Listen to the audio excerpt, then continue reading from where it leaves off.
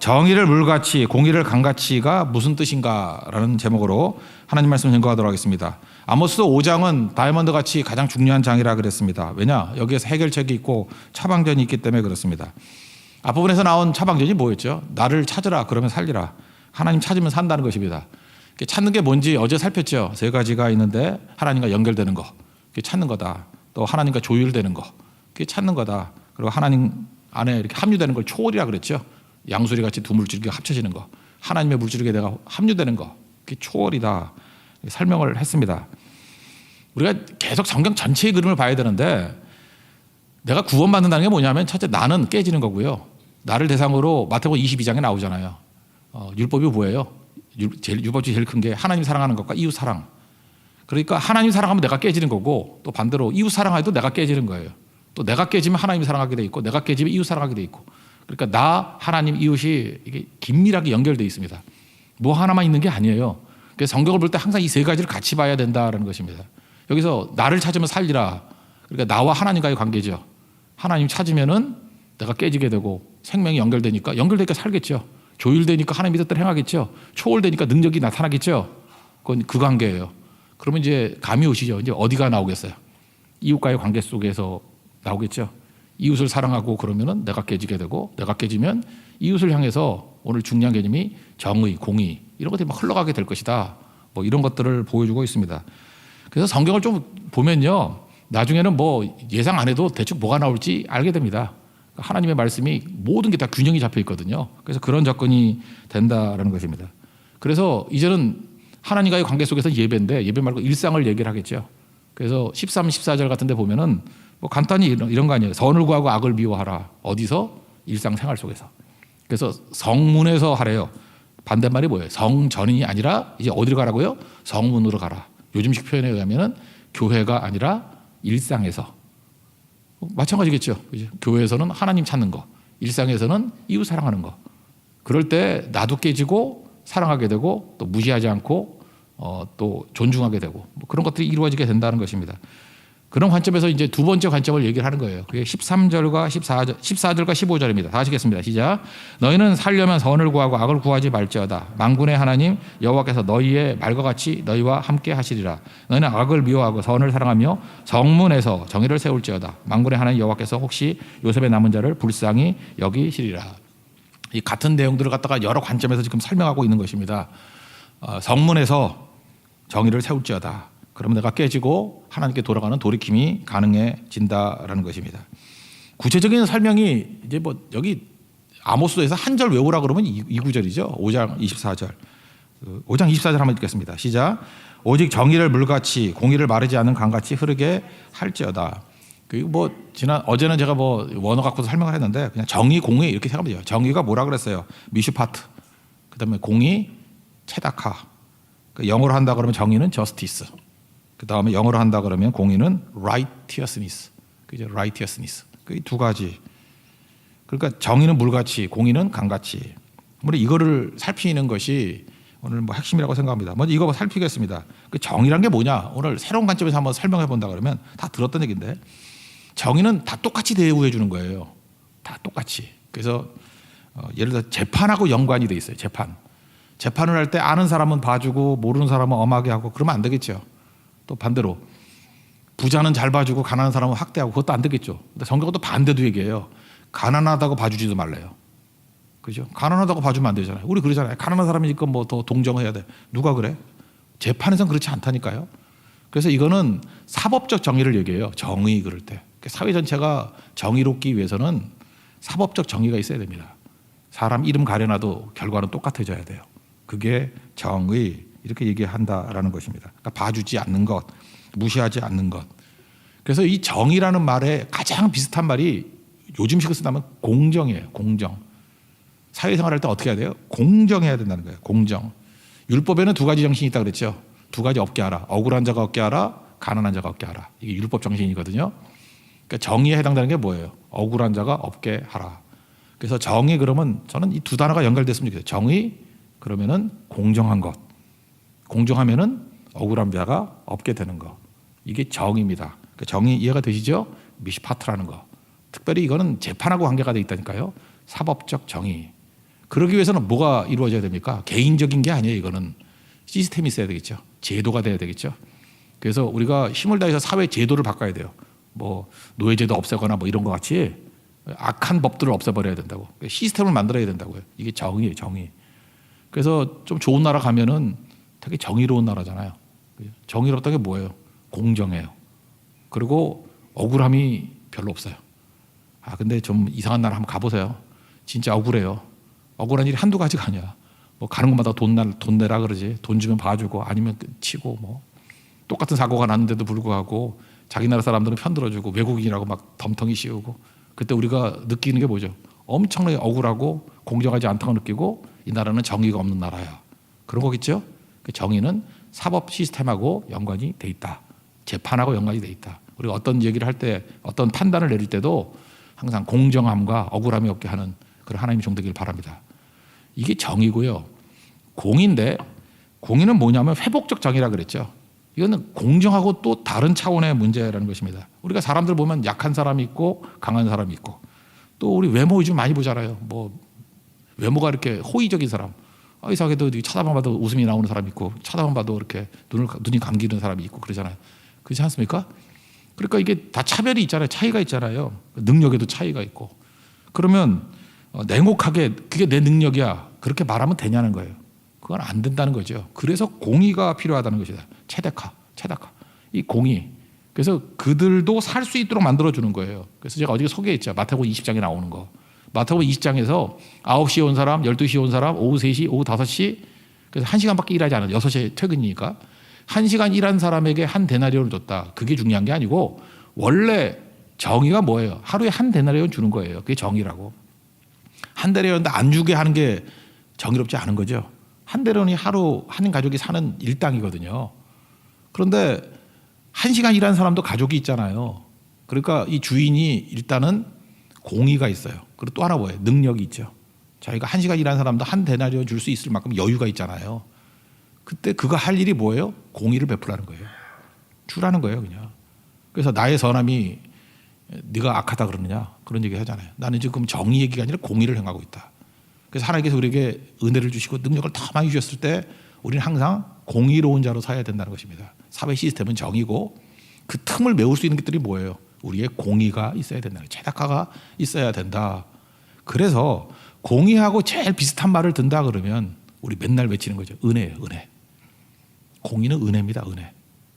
공의는 공정하고 공평하고 그런 게 아니에요. 은혜예요. 이건 누구에게 은혜를 강요하는 게 아니라 내가 은혜의 원초가 돼서 흘러가야 된다는 거예요. 은혜. 은혜를 베풀라. 그리고 그래서 여기 보면은 정의는 물이라 그랬고 공의는 강이라 그랬잖아요. 흐르는 거거든요. 그래서 공의의 강, 공의가 마르지 않는 강같이 그러잖아요. 공의 대신에 뭘 집어넣으면 돼요? 은혜를 집어넣으면 돼요. 은혜가 마르지 않는 강같이 흘러가라. 아까도 뭐 억울함이 없게 하라 그랬는데 이거에 해당되는 건 또 보겠어요. 가난한 자가 없게 하라. 그러니까 이 가난한 자가 없게 하라는 것은 공산주의에서 말하는 가난한 자가 없게 해서 뭐 다 공평해진다 그 뜻은 아니라는 거 알겠죠.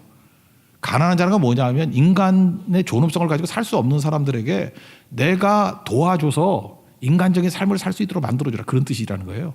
가난한 자가 없게 한다는 것은 그게 공의의 차원입니다. 그래서 이 공의의 제일 비슷한 말이 은혜. 또 한 단어를 분들하면 제가 볼 때 공감이에요. 공감하는 사람이더라. 사람과 마음과 마음이 통하는 공감 능력. 그게 필요하다는 것입니다. 다시 정의하면 정의는 뭐예요? 공정하고 비슷한 말이고 억울함이 없게 하는 거. 공의는 뭡니까? 은혜라는 말과 비슷하고 또 다른 단어 하나 든다고 하면 공감할 수 있는 능력이 있어야 된다. 그런 거죠. 그래서 우리 예수를 믿을 때도 이 공감 능력이 떨어지는 사람이 있어요. 우리 히브리서 10장 24절 25절 25절은 그거잖아요. 뭐 모이기를 패하는 사람 같이 뭐 하지 말고 맨날 모이기를 힘쓰라. 그래서 뭐 비대면 예배 아니라 대면 예배 중요성 할 때 되게 중요하게 드는 얘기 아니에요. 근데 그 앞부분에 뭐가 나와요? 24절에 서로 돌아보아 사랑과 선행을 격려하며 이게 꼭 필요하다는 거예요. 서로 돌아보는 게 필요한데 이게 바로 뭐예요? 공의예요. 공의로운 자는 돌아볼 줄 알아요. 나는 뭐 공의로워요. 나는 은혜가 넘쳐요. 근데 왜 돌아보질 않아? 공의가 있는 사람은 은혜의 사람이기 때문에 돌아본다니까요. 그래서 사랑과 선행을 격려해 줄 줄 알아요. 격려를 계속 해줘야 된다는 것입니다. 그래서 여러분들 그런 거 있죠. 이렇게 너무 깔끔해가지고 예배만 드리고 싹 가버리는 사람들 있지 않습니까? 그게 신학적으로 왜 나쁘냐 설명을 해달라 그러면 굳이 말하면 공의가 없는 거예요. 하나님만 만나는 거죠. 이웃도 만나야 되는데 이웃을 왜 만나야 되죠? 이게 공감하기 위해서. 내가 은혜가 내에서 흘러가야 되잖아. 뭐 옆에 있어야지 흘러가지.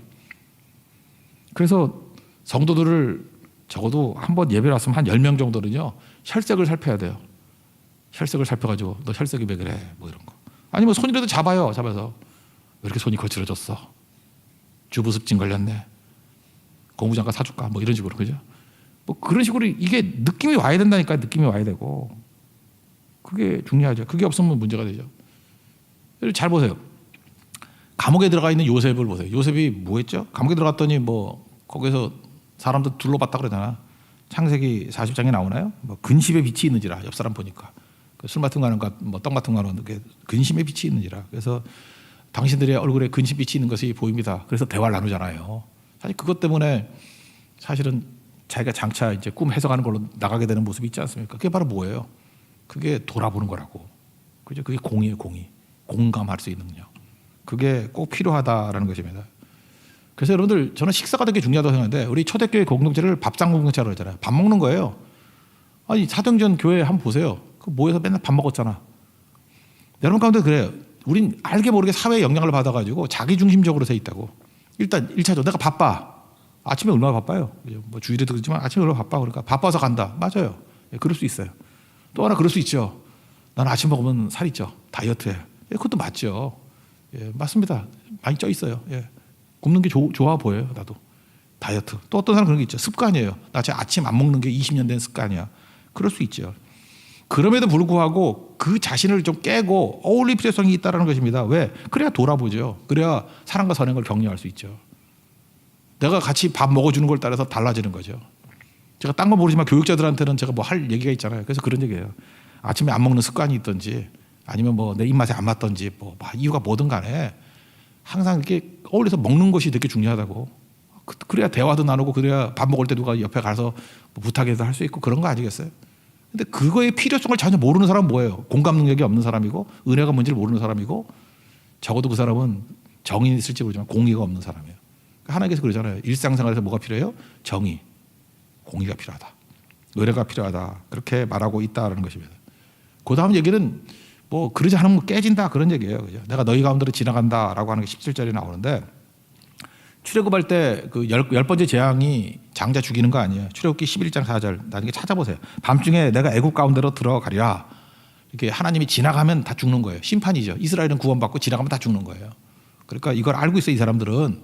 출애굽기를 뭐 죽어라 읽었던 사람 아니에요. 그러니까 내가 너희를 지나가리라 그러면은 하나님 심판이 있겠다는 거죠. 공의를 모르고 살아가는 인생들 너희 심판이야 그런 뜻이라고요. 그리고 또 하나 포도원 그러면 기쁨이거든요. 무조건 이스라엘 백성들은 포도 그런 기쁨입니다. 요한복음 2장에 나오는 가나의 혼인잔치에 포도주가 떨어졌다, 기쁨 사라졌다 그 뜻이에요. 그런데 기쁨이 넘쳐나는 포도원에서도 울리라. 16절에서 뭐 다 우는 얘기 나오잖아요. 울음꾼 불러다가 막 울고 통곡 벌어지고 심지어 클라이막스가 뭐예요? 포도원에서도 울리라. 그럼 끝장났다 그런 뜻이고 내가 지나간다 심판이 있다. 언제요? 공의를 모르면 공감 능력 없고 은혜가 뭔지를 모르면 일상생활에서 이런 일이 벌어진다 그런 얘기입니다. 뭐 해석이니까 17절 한 장만 읽겠습니다. 시작. 모든 포도원에서도 울리니 이는 내가 너희 가운데로 지나갈 것임이라 여호와의 말씀이니라. 그러고 난 다음에 이제 한 걸음 더 나가서 되는 일이 하나도 없다. 엎친 데 겹친 격이다. 사자가 무서워요? 곰이 무서워요? 난 둘 다 무서운데 하여튼 사자를 피했더니 곰이 나타난대. 그런 거죠. 그 다음에 힘들 때 어떻게 해요? 우리 멋있게 하려고 벽에다가 기대고 있잖아요. 아 힘들어. 벽 기댔더니 뱀이 물어요. 참 미친 인생이지. 뭐 그런 얘기예요. 19, 20절 읽겠습니다. 시작. 마치 사람이 사자를 피하다가 곰을 만나거나 혹은 집에 들어가서 손을 벽에 대었다가 뱀에게 물린 같도다. 여호와의 날은 빛 없는 어둠이 아니며 빛남 없는 캄캄함이 아니냐. 그러니까 봐라. 네가 지금 정의를 무시하고 특별히 공의 무시하고 살아가면 돌아봄이 없고 이렇게 격려하는 것이 없고 그리고 살아가 봐라. 그러면 은혜가 메마른 인생이라는 거죠. 되는 일 하나도 없다.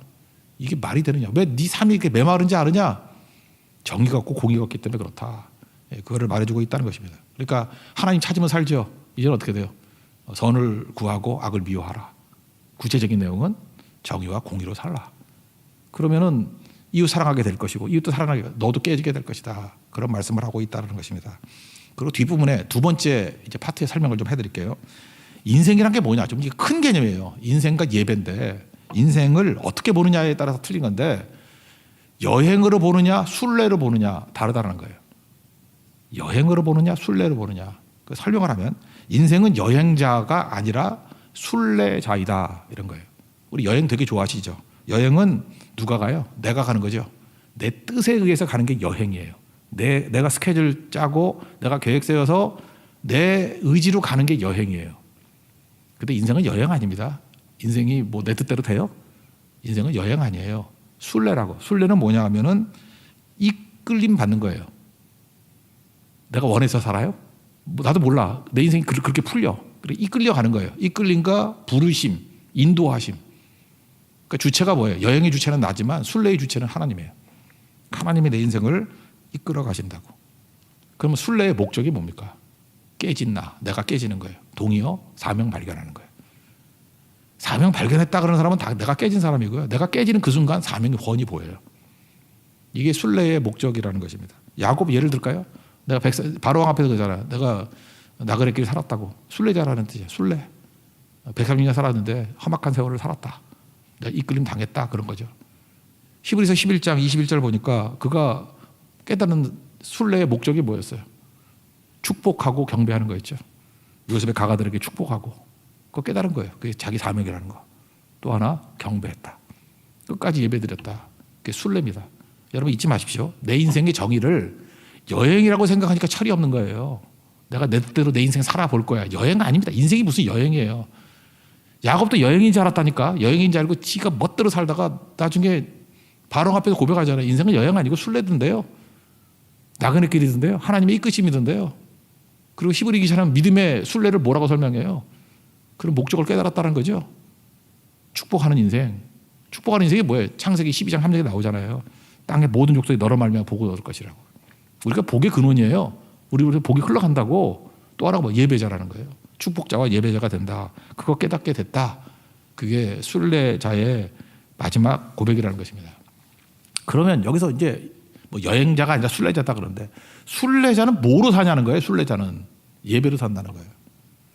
이스라엘 니네들이 왜 순례의 이 길을 못 사느냐 하면 예배가 타락했기 때문에 그렇다. 예배가 예배되지 못하니까 니네들은 뭐야. 니네들은 여행이라 그러지만 내가 볼 때 방황이거든. 아무것도 아닌 인생이야. 순례자가 되면 하나님 앞에 이끌림 받아야 돼. 그 예배 타락 때문에 그런 일이 있다. 그 뭐 예배 절기 그런 얘기죠. 이 두 절을 한번 읽어봅시다. 21절 22절 예배의 타락 얘기합니다. 시작. 내가 너희 절기들을 미워하여 멸시하여 너희 정례들을 기뻐하지 아니하나니 너희가 내게 번제나 소제를 드릴지라도 내가 받지 아니할 것이요 너희 살찐 희생의 화목제도 내가 돌아보지 아니하리라. 그러면 예배나 절기의 중요성 제가 세 가지만 얘기해 드릴게요. 첫째, 우리가 예배 그럼 우리 주일 예배로 그냥 칩시다. 예배 드리면 첫째, 일을 중단하잖아요. 일을 중단한다는 게 왜 중요한지 알아요? 일을 중단하는 게 예배예요. 일을 중단하는 거는 내 리듬을 깨겠다는 거예요. 나의 리듬. 나의 리듬을 중단해버리고 하나님 리듬 속에 나를 맡기는 거예요. 인생의 리듬이 되게 중요합니다. 근데 예배는 뭐냐 하면은 평생 내 리듬으로 안 살겠다는 거예요. 그래서 예배 드릴 때 여러분들 믿음 없는 사람들이 있죠. 예배 드리라고 하면 예배 잘 못 와요. 못 오는 이유가 뭔지 알아요? 집단은 이렇게 생각해. 리듬이 끊길까 봐. 그거 아세요? 뭐 죽어라 일을 해. 뭐 공부하고 논문 써. 근데 리듬이 딱 끊겨. 예배 드리러 가려고 그러면. 그게 목적이에요. 리듬으로 사는 게 아니라 하나님의 리듬으로 살라는 거예요. 그래서 예배가 생각보다 내가 깨지지 않은 사람들은 힘들어요. 그리고 예배 드리면 더 박살나는 거예요. 하나님의 리듬 속에 내가 들어가는 거예요. 그게 초월이라 그랬죠. 하나님의 흐름 속에 내가 들어가는 거. 리듬 바꾸는 거예요. 리듬. 두 번째는 뭐냐면 내 뿌리가 무엇인지를 생각하는 거예요. 예수 6월절 그러면 내 뿌리가 뭐예요? 내 생명이 하나님께 있다. 지나갔을 때 피 바른 자는 살고 아니면 죽었다 그거 아니에요. 초막절 그러면 뭐예요? 내 뿌리가 광야에 있잖아요. 아무것도 없는 곳에서 하나님이 나를 인도해 주셨다. 그러니까 뿌리를 발견하는 거죠. 뿌리. 그러니까 거기서 뭐가 나와요? 기억이 나오는 거죠. 기억. 과거를 기억하는 거죠. 그리고 그 자리에서 뭐래요? 미래를 기대하는 거죠. 그러니까 오늘의 충성이 가능해지는 인생이 된다는 거예요. 그 예배는 그런 거예요. 인간은 예배 없으면요 절대 내 뿌리 생각 안 합니다. 무슨 놈의 뿌리 생각해? 그냥 당장 눈앞에 보이는 거 보고 살기 바쁘지. 그러니까 육신의 정욕, 안목의 정욕, 이생의 자랑 그러고 살지. 속지 않는 게 예배예요. 뿌리를 찾게 되고 그리고 세 번째 내용은 뭐냐 하면 내가 속한 공동체의 유대감이 생겨요. 아까도 얘기했잖아요. 서로 돌아봐서 공동체, 이 생태계 속에서 내가 살아간다는 것을 깨닫게 된다는 것입니다. 이게 예배라고요. 그래서 예배가 있어야 이게 다 살아나게 되는 거죠. 하나님 찾으면 산다. 아까 어제 했죠. 하나님 찾으면 산다. 하나님 찾는다는 게 뭐라 그랬어요? 첫째는 연결. 예배를 통해서 연결되죠. 하나님과 연결되면 어떤 일이 벌어집니까? 생명과 능력과 은혜가 막 무지하게 부어져요. 그래서 죽은 생명이 살아난다고 연결되니까 하나님 찾으면 산다. 두 번째 조율이라고 했죠. 조율이 뭐예요? 하나님 마음이 내 마음 되는 거 아니에요. 공감, 은혜 뭐 이런 것들 공감되죠. 공감. 하나님과 내가 공감이 돼요. 공감이 이게 어마어마한 거죠. 공감력. 뭘 공감해요? 하나님의 정의와 하나님의 공의를 공감한다고. 그러니까 하나님 마음이 되는 거죠. 그다음 초월이 뭐예요? 하나님 속으로 이렇게 들어가는 거 아니에요? 내가 흡수되니까 초월이 넘는 거잖아요. 벽을 넘는 거. 초월에서 우리 요한복음 12장에 나왔죠. 뭐가 영광이라고 그랬어요? 하늘의 미래 이 땅에 죽는 게 영광이라고.